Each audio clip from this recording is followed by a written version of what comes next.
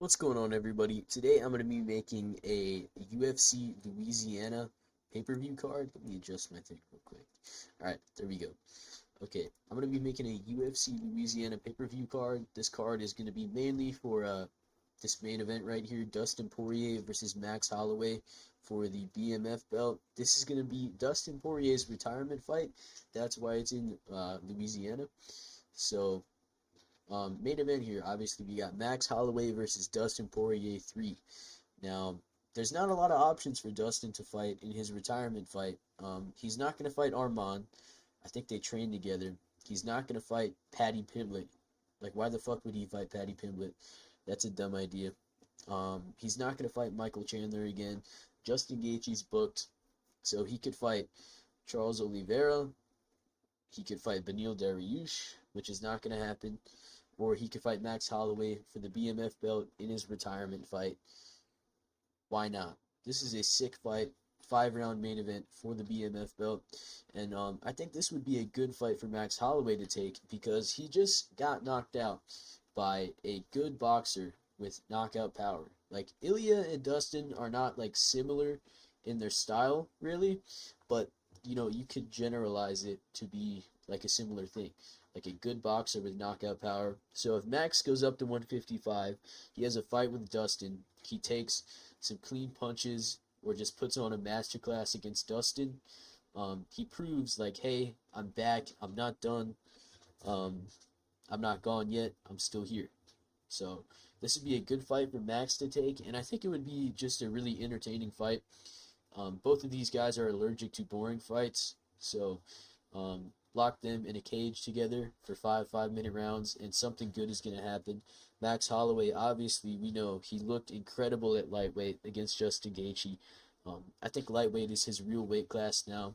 Um, so yeah, this would be an awesome fight. I think it'd be fireworks. If I had to pick a winner, right now, before doing any tape study, I'd have to say I'd be leaning with Max, and I'd probably go with Max by decision. I think his kicks would do very well in this matchup. I think his hands would be really fast. I think it'd be hard for Dustin to hit him. I think he'd take a different approach to this fight. I think he'd be on his bike a lot, which he was having a lot of success against Ilya, like before he got cracked. He got cracked when he was switching stances. I don't think he'd make that same mistake against Dustin. Um, and I think his kicks would be amazing in this fight. I think his boxing would be good. His jab is nice. Max, he's a good boxer. He's a good kicker. He's just a good striker all around. So I think he'd be able to win a decision with volume and just landing good combinations on Dustin, who does get a little bit stationary sometimes. So that's what I'd say about that matchup. But onto the co-main event. I got Corey Sandhagen versus Davison Figueiredo. This is an awesome fight. They're right next to each other in the rankings. I think Corey is number 4 and Davison is number 5. Davison, obviously, he's a former champion. It's been a while since he's been on a pay-per-view. I think the last main pay-per-view card he's been on was UFC 283 back in January of 2023. So it's been a while. Give this guy his spot to shine. He had a fight night main event against Peter Yan, but a pay-per-view co-main event is different. Like, I think there'd be more people watching this against Corey Sandhagen too. This is a big fight. Even though he lost to Peter Yan, I don't think it's time to just boot him down the rankings and have him fight like number 11. I think this would be an awesome fight. Um, yeah, I mean, I don't see why not. Like, Corey could fight O'Malley, but I think I would rather see Sean O'Malley fight Peter Yan in a rematch. I have no idea who Davison is going to fight. He just fought Chito Vera. Like, who else is he going to fight? The guys below him are booked. So, this is an awesome fight to make. Um, right now, without doing any tape study, I would have to go with Corey Sandhagen, probably by decision. I think it'd be hard for Davison to like even hit him because Davison does load up on his right hand, and that's like his main kill shot. He was able to land it on Peter Yan, but Corey is going to be taller than him, have more range. His kicks are great. I think he's going to be able to give Davidson different looks from switching stances, throwing some nice kicks from both stances. Yeah, I'd have to go with Corey by decision. I think he'd just land more output, and Davison would be able to land some big shots on him, but I don't think he'd be able to finish Corey, and I don't think he'd be able to do enough to be able to win 3 out of 5 rounds. Yes, this would be a 5 round co-main event. It's got to be former champion, guy who's always in main events. Got to be 5 rounds. So yeah, I think this would be a awesome fight to watch and a treat for the fans. But on to the next one, the feature fight. We got Rafael Fiziev versus Mateus Gamrot. So we all saw the first fight. It was a fluke. Fiziev got injured throwing a kick that he's probably thrown 100,000 times in his life. So yeah, and Gamrot's last fight against Dan Hooker was fucking sick. Gamrot has always been a pretty boring fighter. He's always been good, but he's always been kind of boring. In his last fight, he was not boring. He was throwing down with Dan Hooker, landed some good shots. He even dropped Dan Hooker. So why not book this guy against Fiziev? Let's get a conclusive result to this fight that escaped us all the way back in 2023. Um, I think I would have to go with Fiziev this time. I don't think he's going to come back washed from his injuries. He might have a little ring rust. I don't think that would affect him too much. Fiziev he's got some of the best Muay Thai in the UFC. He's so explosive, and this would be a 3 round fight. I don't think he'd gas out. I think with it being a 3 round fight, I don't think he would be as patient as he was in the first fight, and I think he would be able to land some really big kicks, some really big punches on Gamrot, who wouldn't be able to take him down. I don't think Gamrot would be able to take him down in the first 2 rounds. I think Fiziev would be piecing him up in the first 2 rounds, landing a bunch of big shots, hurting Gamrot with kicks, with big punches, good combinations. And I think Gamrot would be holding his own, but I just think he'd be on the losing end of a damaging decision. Like, I think in round 3, he might start finding takedowns and landing some more punches on Fiziev, who would be tired. But I think a 3 round fight definitely favors Fiziev, who I definitely think could bank at least the first 2 rounds. So yeah, sick fight. I think it would be entertaining. I think Gamrot, like, he wants a title shot, and I think he knows, like, he's gonna have to put on some good fights because lightweight is so stacked that they could just give a lot of people title shots. So why not book this fight? Fucking sick. Let's go. I hope they make this. Even if it's not on this card, this would just be an amazing fight to make. So, yeah. Dude, my cat is being annoying as shit, attacking my feet, bro. But, on to the fourth fight on the main card. Aljo versus Brian Ortega. This is a fucking sick fight, dude. The grappling in this fight would be nuts. Um, like, I don't even know who I'd pick. I'd probably have to go with Aljo. I think just his wrestling is a little bit better. I think his top pressure would be a little bit better. I don't think he'd be able to get Ortega's back, but I think, like, he might be able to take him down. And I just think there'd be some good scrambles in this fight, man. I don't even know how it would go. I can't really give a technical breakdown on this, but I just think this is an awesome fight. I think Aljo still deserves big fights at featherweight. Aljo is one of the most disrespected fighters in the UFC. He's awesome. He deserves this main card spot. Like, he is an awesome fighter. He was a good champion. He's very skilled. One of the best grapplers at 145. Like, he just gave Movzar one of the toughest fights of his career. So, I would love to see this fight. And I hear Brian Ortega saying he wants to go up to lightweight. Like, dude, you're just fucking skinny fat, and you play Fortnite, dude. You don't need to go to lightweight. Um, yeah, I don't think Brian Ortega should go to lightweight. If you guys heard me speaking, you know I don't think that. But yeah, awesome fight. I think Aljo would be a little bit better in the scrambles. I think he would be stronger, which is kind of crazy, considering Ortega is the guy that wants to move to lightweight, and Aljo is the guy that is coming up from bantamweight. But I think Aljo would be stronger.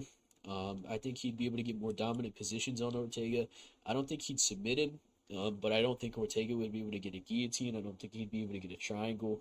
And I think Aljo would probably just take him down. Ortega would be working to get back up. cause some good scrambles, but I think Aljo would be slightly ahead. I think he'd get more control time and land some good strikes on the ground. Um, yeah, why not book this fight? It's amazing. All right, next fight. Vicente Luque versus Brian Battle. Now, I know people don't like Brian Battle after his last fight. Everybody has a stinker sometimes, man. Give the guy another chance, okay? That's like the first boring fight he's had in the UFC. I think he deserves a jump up in the rankings. He's on a pretty good winning streak. And Vicente Luque, he's right at the bottom of the rankings, coming off a very impressive win against them in Garimbo. I think this would be a good test for Brian Battle because Vicente Luque is incredibly well rounded. He's a good grappler. He's an amazing striker, very dangerous boxer in the pocket. Um, he's a pretty good counterpuncher too. Like Vicente Luque, he's good at like covering up and waiting for you to attack him, baiting you into attacking him, and then landing a good counter hook. Vicente Luque is just a very good fighter, and I think he's a tough test for a lot of welterweight prospects. And I don't think he's washed. I think he was just having a rough period mentally after he almost fucking died in a fight. So yeah, I think that's why he hasn't looked the best in his past couple fights. Until he fought Demba Garimbo. I think Vicente Luque is like locked in. I don't think he's at his best. I don't think he's ever gonna get past like the number 7 spot again. But I think I would probably go with him to win this fight. I think he'd be piecing Brian Battle up in the pocket probably. That's what I go with. Brian Battle's defense did not look the best versus Randy Brown. I think Vicente Luque would be able to land some big shots, possibly even TKO Brian Battle. But I think while it lasts, it would be a very entertaining scrap. Both of these guys like to fight. Um, Brian Battle against Kevin Jousset was just fucking ignoring the punches that were hitting him. That was an awesome performance. So I think Vicente Luque could bring something similar out of Brian Battle. And I would love to see it. I think this is a perfect fight to open up a main card. I think it would set the tone for the rest of the card. It'd be an amazing fight. So yeah, UFC, get on this matchup. But on to the featured prelim. We got Bryce Mitchell versus Doo Ho Choi. Um, Duo Choi has been calling out Bryce Mitchell for a long time. Called him out after his win at UFC 310 against Nate Landwehr. I would love to see this matchup because I think Bryce Mitchell could be a very good guy to test Doo Ho Choi's grappling. Doo Ho Choi, he had a bit of a rough streak where he was losing, but it looks to me like he's improved. His boxing looked absolutely amazing against Nate Landwehr. And I think this would also be a good fight to see where Bryce Mitchell is at on the feet. If he can't take down Doo Ho Choi, he's fucked. Like, he's losing the fight. And I think that's why it's such a good fight. Because if Doo Ho Choi can't defend Mitchell's takedowns, he's probably also fucked. So it's like, can they stop each other's best? So I think it's a very good fight. I'd love to see it. Clearly, Doo Ho Choi wants it. I think this is a perfect fight to welcome him into the rankings. So, yeah. Dude, what is this goofy cat doing, bro? Look at her. She needs to stop. She needs to quit it. She's messing with all my shit, bro. Walking on my keyboard. It's pissing me off, dude. But, yeah. Perfect fight to welcome Doo Ho Choi to the rankings. I would love to see it. I'm sorry, guys. I apologize. On to the next fight. We got Michael Johnson versus Jared Gordon. I think this is just a banger. Like this card, I'm just trying to put as many like just fun fights with the highest percentage of a finish in them. So Michael Johnson, everybody knows Michael Johnson. He's the 50-50 king. He's gonna knock you out or you're gonna knock him out. That's the way it is. Jared Gordon is an entertaining fighter. He's a good pocket boxer. He likes to get in close, land big shots. I think somebody's getting put to sleep in this fight. So that's why I want to see it. I don't have much to say about it. Um, I don't even know who I'd go with. This is like a 50-50. I'd probably go with Michael Johnson to put Jared Gordon out with a big shot, like a big right hook or something. I don't really have a technical breakdown for it. I'd have to save that for if the fight actually happens and I do tape study. But I think this is like a fucking banger, dude. Like Michael Johnson is old. He's an unk. But I just think this is a good fight, man. Awesome fight. Gonna be a knockout. Why not make it? Get on this UFC. This is how you make prelims. This is how you make pay-per-views, bro. We don't need two, three fucking title fights and then fucking number one contender fight, number one contender fight, number one contender fight. We don't need that all on the same card.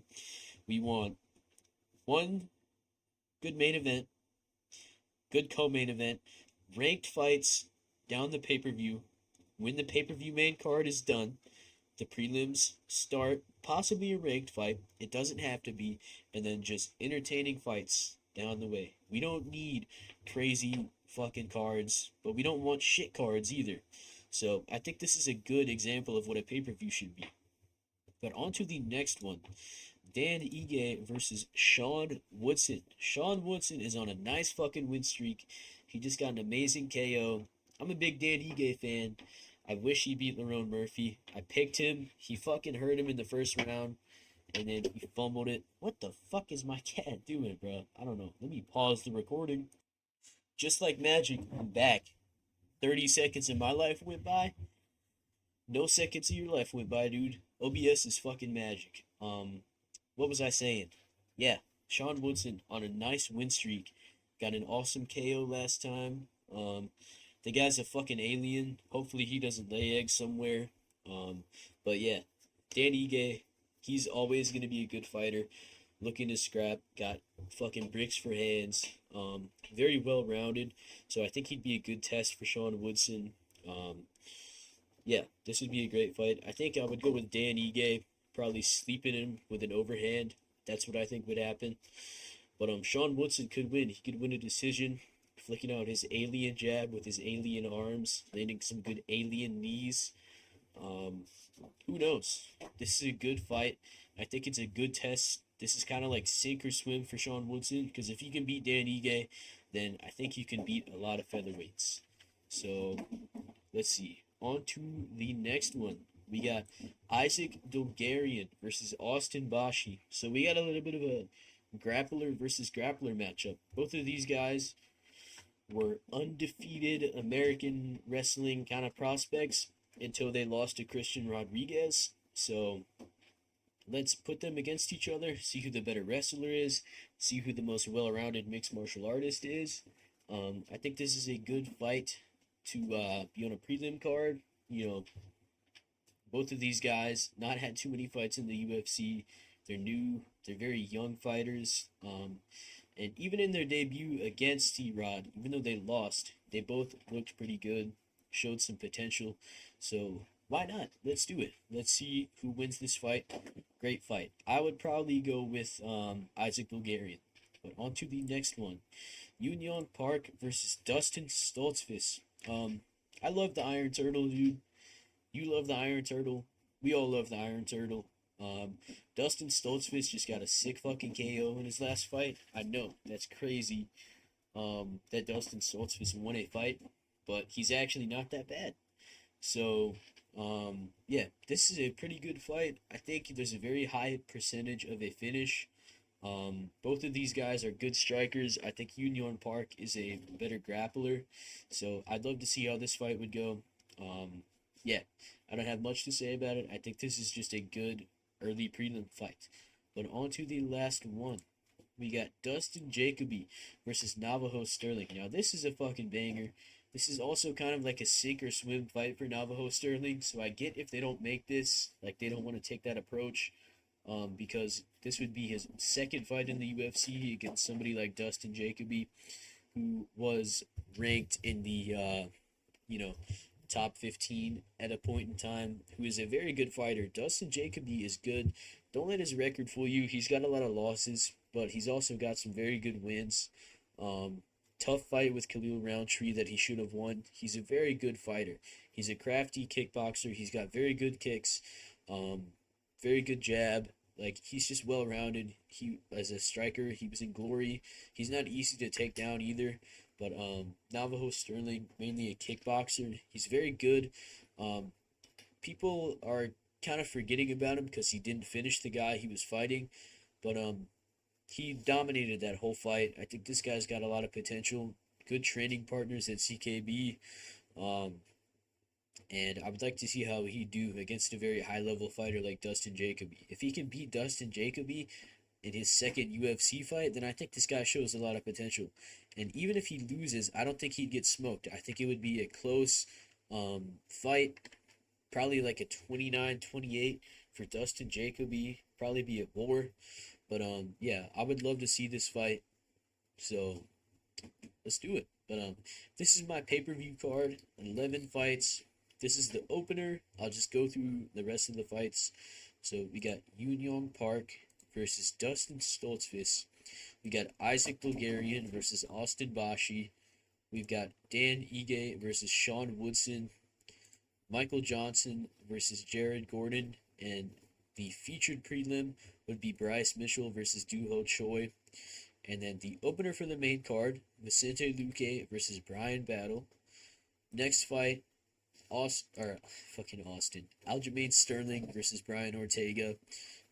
Feature fight, Rafael Fiziev versus Mateus Gamrot. Co-main, Corey Sandhagen versus Davison Figueiredo. And the main event be for the BMF belt, Max Holloway versus Dustin Poirier in a trilogy fight. So yeah. Let me know what you guys thought of the card. Would you like this card? Would you pay $80 for this? $80 is crazy for any pay-per-view. But let me know what you guys thought. Yeah. Goodbye. Have a good day.